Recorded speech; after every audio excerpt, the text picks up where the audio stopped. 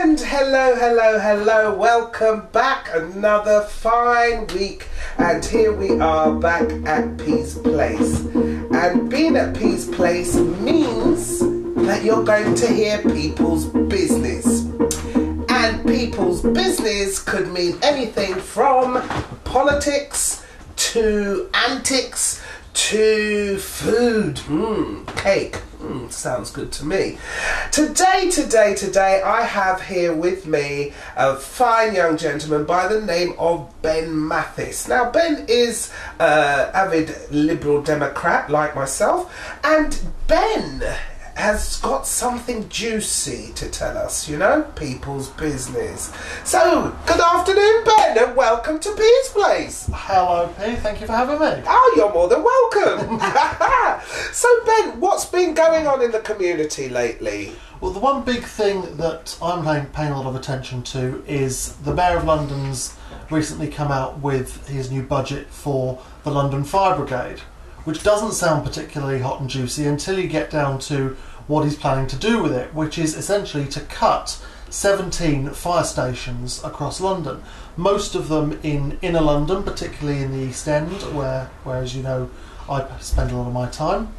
One of them just down the road from here on Kingsland Road in Hackney, and that's the station that is called out to serve areas like de Beauvoir and Dalston in Hackney and other neighbouring areas of Islington, Shoreditch, that sort of area. The result of this would be quite devastating, really, if there were to be such cuts. Where would we as a Hackney borough be looking for our fire support from?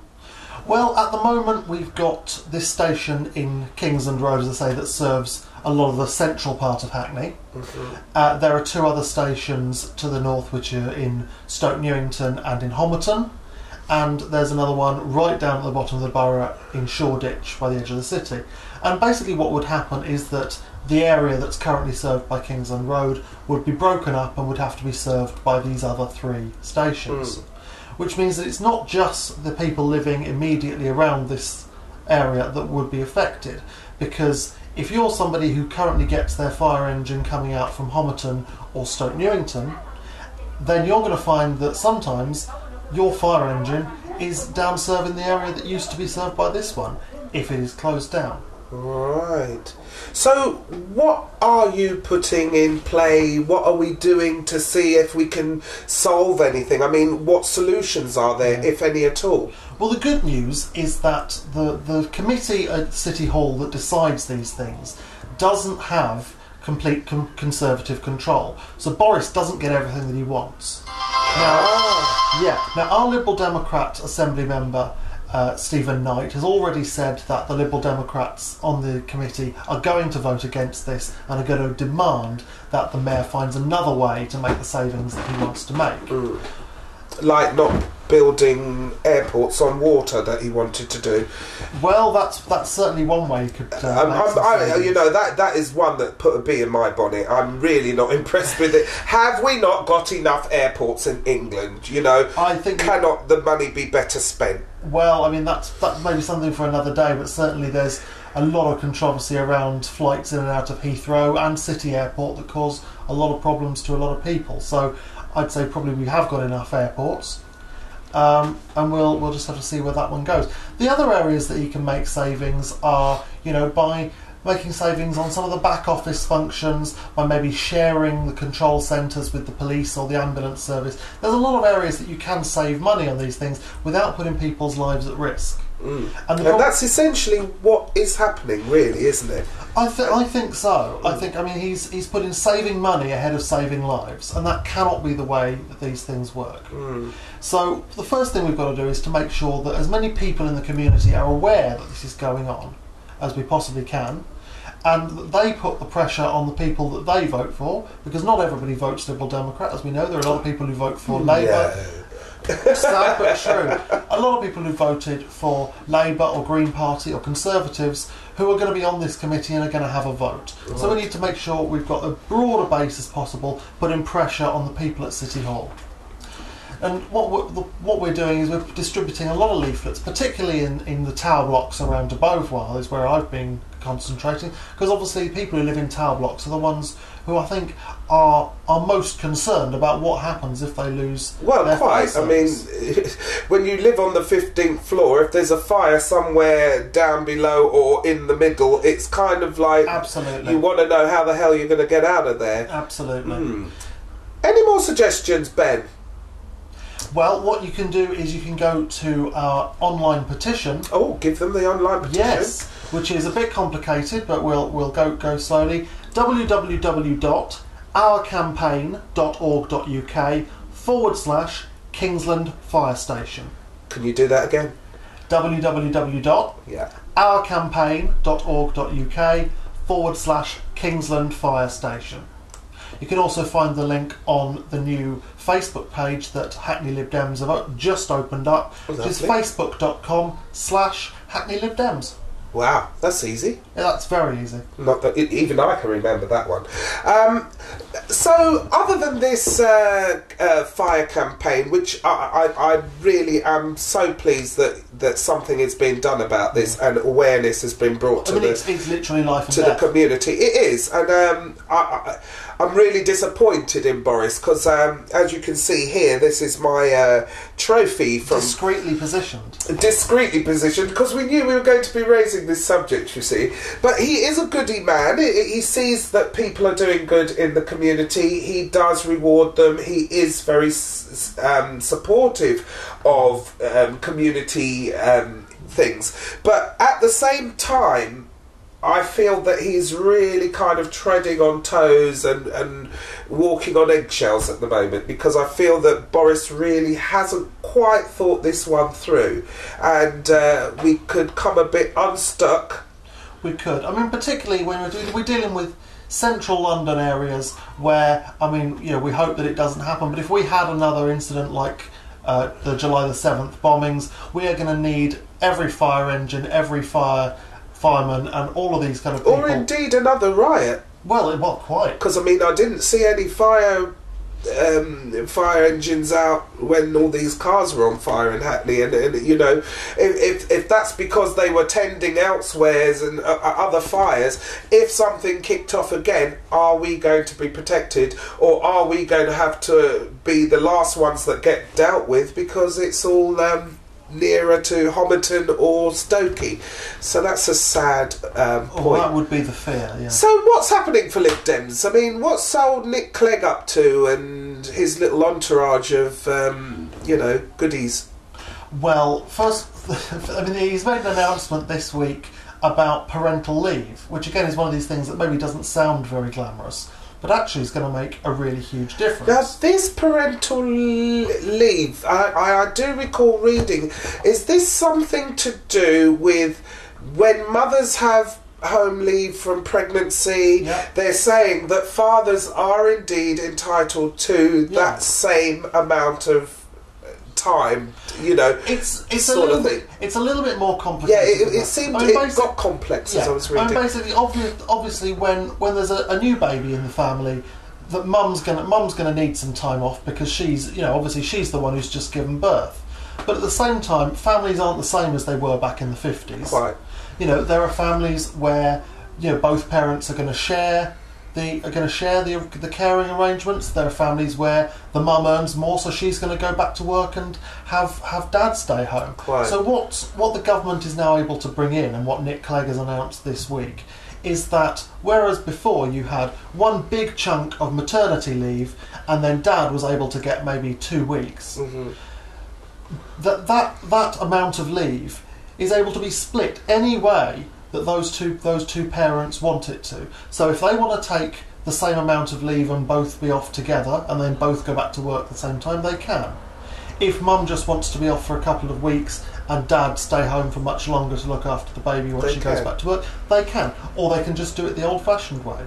But the important thing, I mean, it's like one of the most important things about being a liberal is that you leave decisions up to the people who are going to be affected by them. Is that the decision is up for the couple to make themselves and how best they're going to look after their baby. And I like that. And I think hat off to you. Really, really important. And has this gone through, or is this just something that we're planning to put to our Mr. Cameron. This, Did you like that voice, Mr. Cameron? I think it's the appropriate voice to say. No, this has now gone through. It is not just Lib Dem policy; it's government policy. Oh, lovely! Yeah. Obviously, some of the creases have to be worked out with all these things when they go through. But this is going to happen. Another thing that's going to happen, which is a bit more controversial, but which I personally, as a liberal, I'm celebrating, is equal marriage for same-sex couples. I know that is a very, very hard task, that one, because there's many that aren't quite for it, and many that are. I mean, there's our Conservative partners. There are some people in the Conservative Party who are very, very strongly against it, and obviously, I mean, I understand there are people all over, whether for personal reasons or religious reasons, who don't like it. But it's something that the Liberals and the Liberal Democrat Party have been pushing for a very long time, to have let gay people get married if they choose to, and it's something that the Conservatives really don't want to happen. But Nick Clegg is out there making it happen, because it's something that people who believe in liberalism. And yeah, quite. I mean, for me, I feel each to their own, and every man.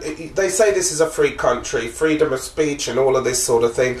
If that's the case, let's go with it. I mean, Obama's open armed and welcomed them in and said, "Look, I'm here for everyone."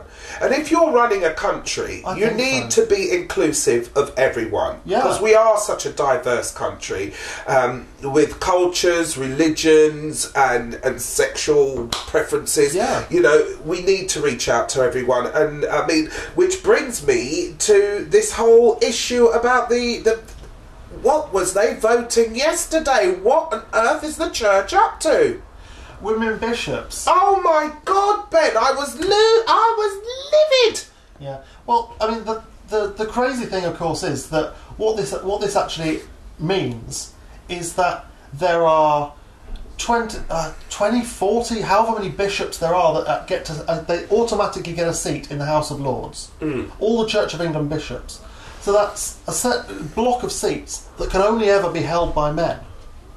Now, you know, there's only 2 countries in the world that still have special seats reserved for religious leaders in their parliament. There's us and there's Iran.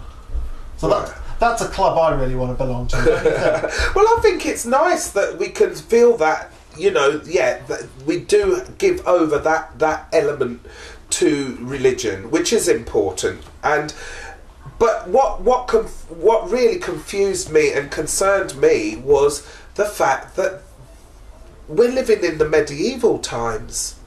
You know, they're not wanting women to be bishops. I mean, we had all of this when they didn't want them to be vicars. But now they're allowed to be vicars, but they can only go so far in being ordained. They can only go as far as being a vicar or a pastor or whatever, a reverend. But after that, that's your lot, mate. Yeah. So now there's going to be, as you say, a bench over there in the back wall of Parliament where all these men can sit, and there'll be no women representing. Well, yeah, sadly, since it was so witty, it was a Labour MP, it wasn't one of ours who said it, but they've described this, that there is a stained glass ceiling. Women can't advance above, which, you know, is quite a thing. But there's been quite a big public outcry over this. Yes. And I wouldn't be surprised if they went away and thought again, because people are openly suggesting things. Well, if women can't be bishops, then maybe we just shouldn't appoint any more bishops. Well, quite. And I mean, as far as I'm concerned, why wasn't this vote put out to the general public? Well, because the Church of England gets to make its own. This rules. Is the church that Henry built, yeah. That's the one. And yeah, of course, Henry made his church so they can make rules, cut them, check them, spin them around as and when. You know, if Henry VIII hadn't liked women so much, we wouldn't have had a Church of England. Well, no, that's true. It's all for the sake of women, wouldn't it? I love it. So, on a lighter note, what has Ben Mathis been up to? I mean, let's talk about unemployment for argument's sake. You've been down that juicy, slippery, scaly road. I have. You've now kind of come out on the other side a bit. Yes. And anyone watching does anyone actually watch this? Or is it just well, I think there's 4 of us so far. Well, that's a good start.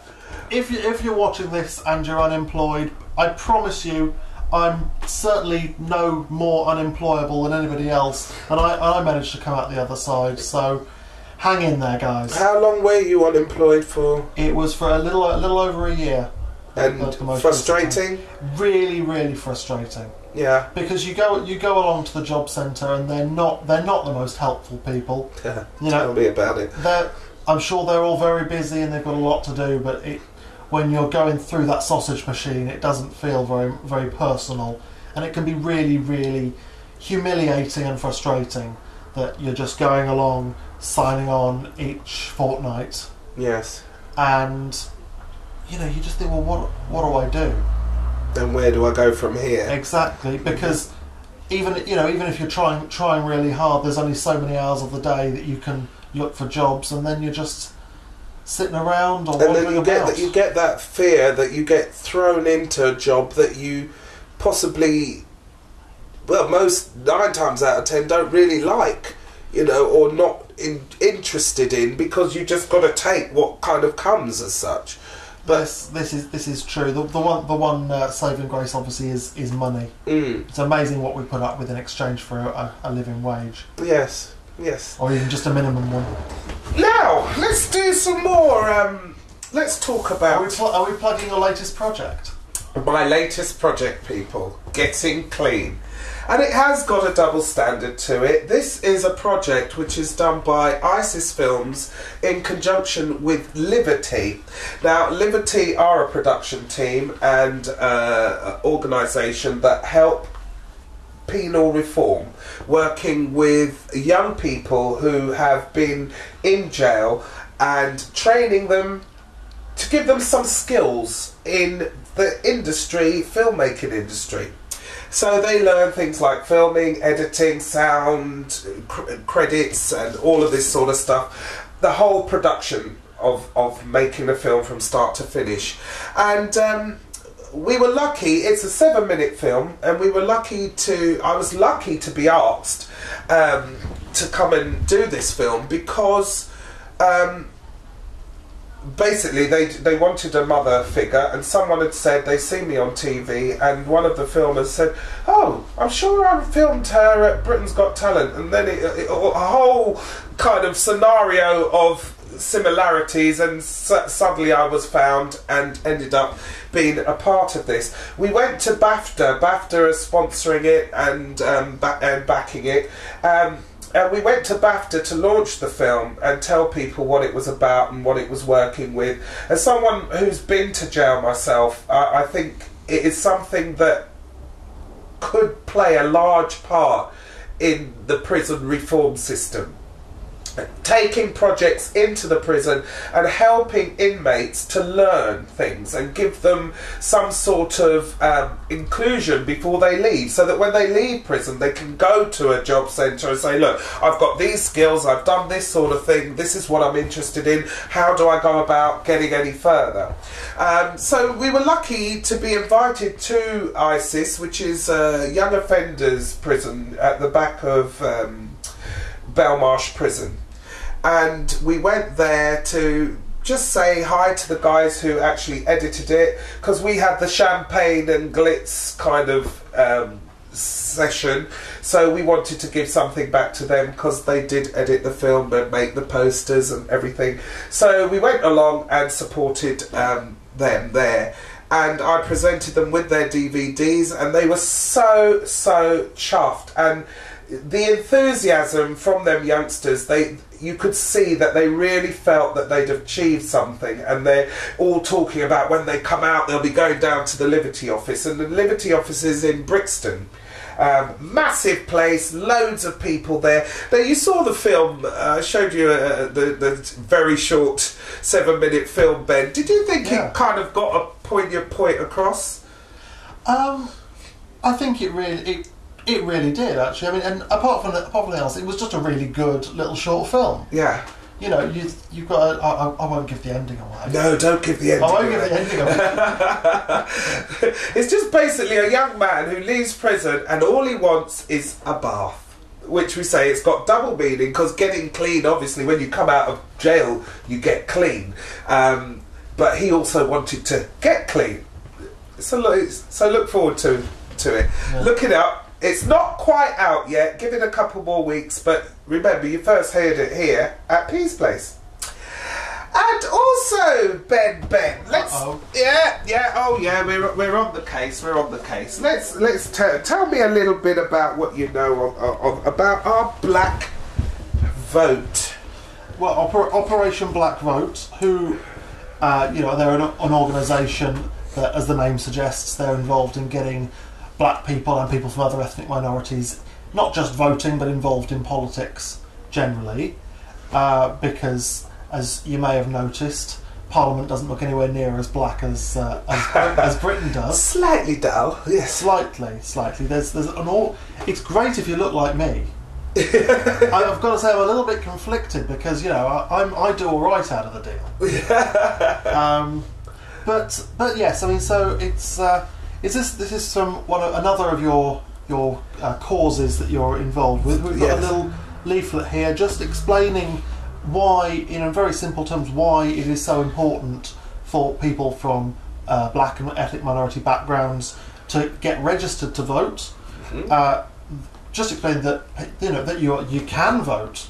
I mean, there's an awful lot of people, as I was saying earlier, who don't really realise that they've got this right to vote. They've got the right to vote. And that, and if you exercise that power, then you get listened to.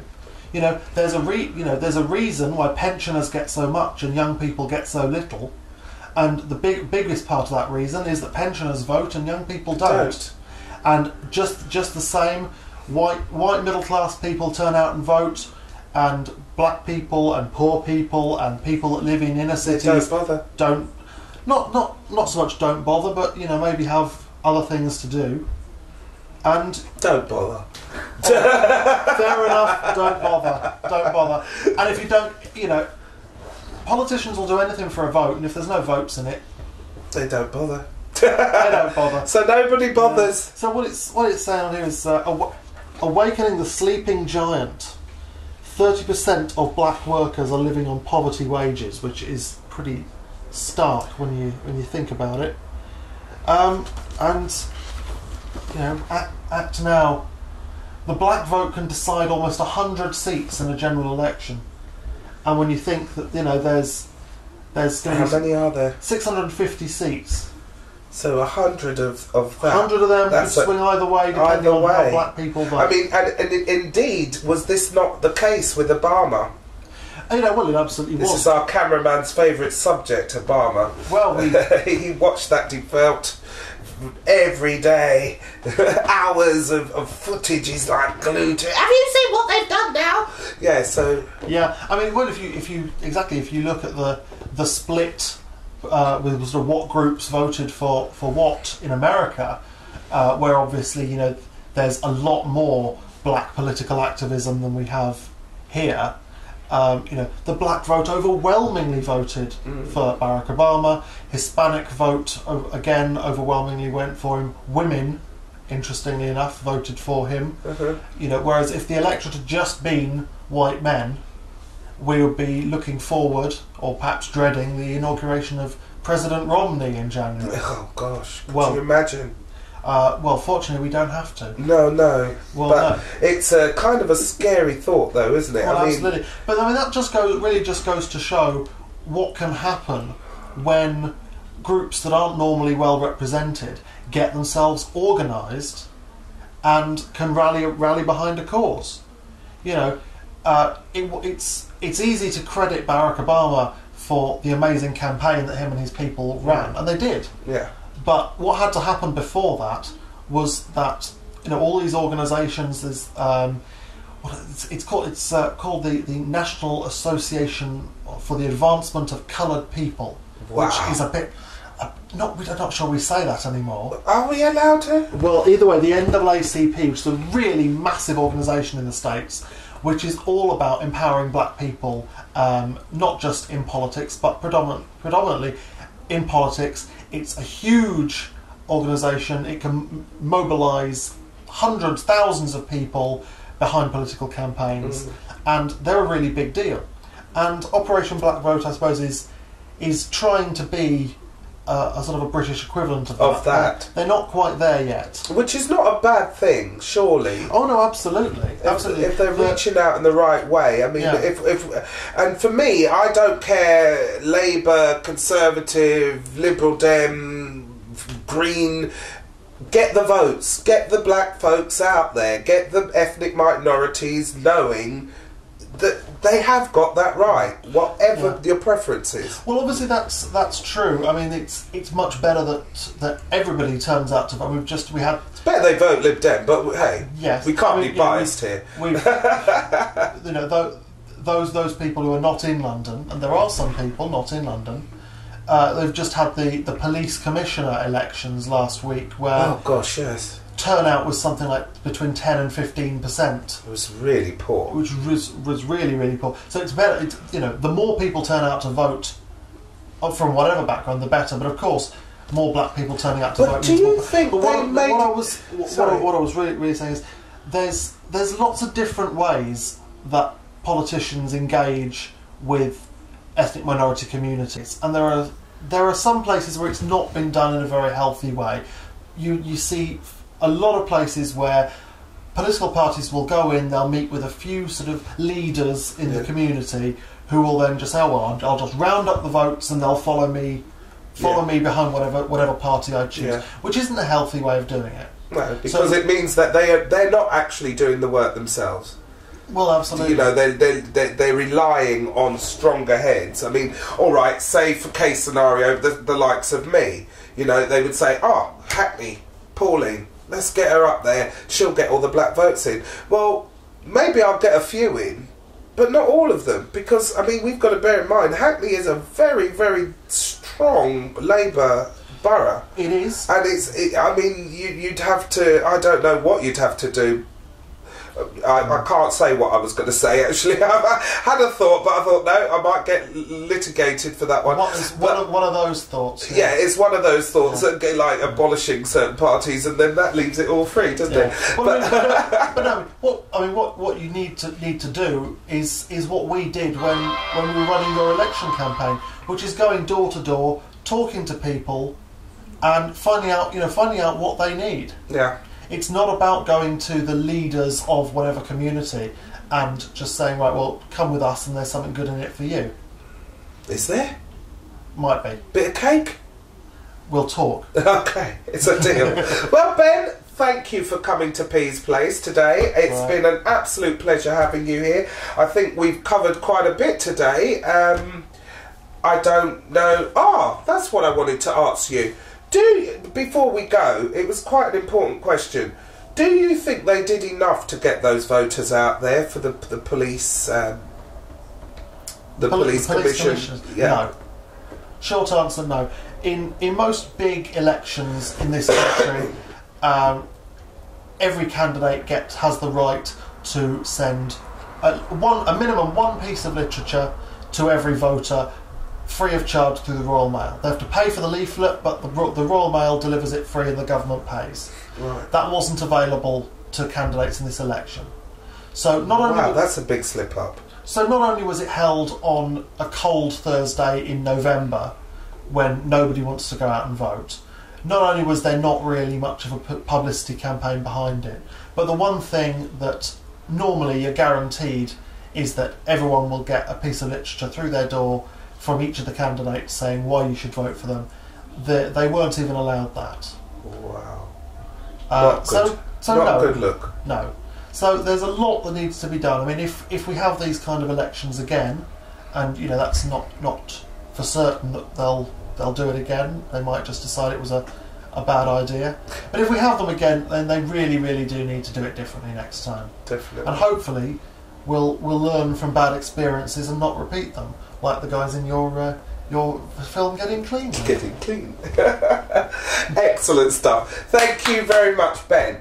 Well, that's it. Another week at Peace Place, and today we were very political, weren't we? Oh. Anyway, it's all good, because political, it's the world we live in. Everything's politics, let's face it. Even sitting here on my lovely sofa, it's politics. So, till next week, I'll see you back at Peace Place with People's Business.